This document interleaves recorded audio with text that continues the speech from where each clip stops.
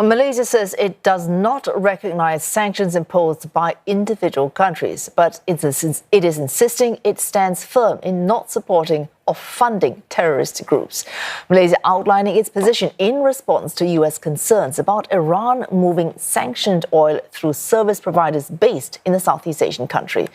Washington claims Tehran is using profits from oil to fund terrorist groups, including Hamas. I managed to convey nicely to the U.S. delegates that when come to the issue on sanction, our position is that we only recognize a sanction imposed by UN Security Council. We don't recognize any sanction imposed by individual countries. The Home Minister Saifuddin Nasution Ismail held talks with an American delegation to discuss ways to counter terrorist financing by Iran. The US believes Tehran is selling illegal oil off the Malaysian coast through ship-to-ship transfers. And more, Melissa Goh joins us live from Kuala Lumpur. Melissa, Malaysia says it does not recognize America's unilateral sanctions on Iranian oil. Does that mean the Malaysian government is not prepared to address claims that Tehran's oil is being sold in Malaysian waters? Well, there is an understanding and a commitment by Malaysia Home Minister Saifuddin Nasution after he met U.S. Treasury Undersecretary Brian Nelson this morning.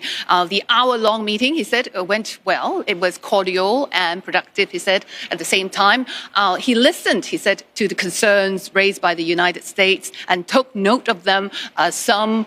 He said he's hearing for the first time. Now, when met at the closing of the Defence Services Asia exhibition here, now he explained that while Malaysia recognizes and complies with the United Nations Security Council sanctions, but unilateral sanctions by any individual country is another matter altogether. But he took note of the concerns raised by the US, which is Malaysia's largest investor, as you know, and also one of the major trading partners of Malaysia. Now, Washington is concerned that Malaysia is used as a transit point to move Iranian oil to evade sanctions. Now, the US top sanctions official said they have information on ship-to-ship transfer at night of Iranian oil by service providers such as Malaysian tugboats and port administrators forging documents to fudge the origin of the oil. Now, the Home Minister said that he didn't elaborate further when asked, but Mr. Nelson later met parliamentarians in Malaysian Parliament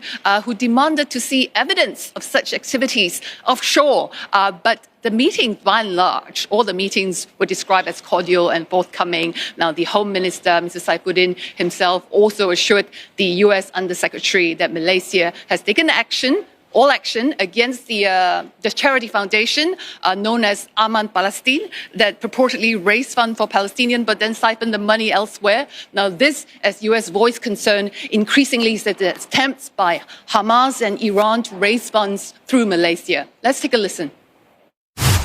I just stated the fact that the organization involved is already subject to ongoing investigations. We have frozen their assets, and we have charged them in court according to our law and regulations. Melissa, of course, a concern would always be sanctions. Sanctions were imposed late last year on 4 Malaysian-based companies that the US accused of helping Iran produce drones. How big of an impact do sanctions like these had on these Malaysian-based companies? It's a powerful tool, as far as the U.S. Top sanctions official Brian Nelson was saying. Now, he spoke to some selected local media earlier today at the U.S. Embassy because he said this will disrupt business operation, prevent the companies or the individuals from accessing their funds because all their accounts can be frozen, not necessarily in the U.S., but around the world. Now, so far, as you mentioned, the U.S. only imposed sanctions on 4 Malaysian-based companies that are said to accuse of supplying or sourcing components or supporting Iran's drone production. Now, in fact, the drones produced by Iran were on display here at this 4-day defense exhibition in Kuala Lumpur. They were in the spotlight, especially the Shahid 129, known as the suicide drones used in the recent attack on Israel after Iran's embassy in Syria was bombed. Now, Malaysia is presenting a neutral front. Prime Minister Anwar Ibrahim has said at the opening of the exhibition that Kuala Lumpur is friend with everyone and will place national interests above all else, of course, without compromising on its political stance, which is especially in voicing out their concern and against injustice on Palestinians. Now, it's ultimately an open trading nation and will not interfere with any of the global defense companies who they sell their arms to and, where they sell it to. But, US said that these drones are being used by Russia to continue the war in Ukraine and maintain that these sanctions must remain until there's a change in behavior of these four companies. Thanks, Melissa Gold, speaking to us there from Kuala Lumpur.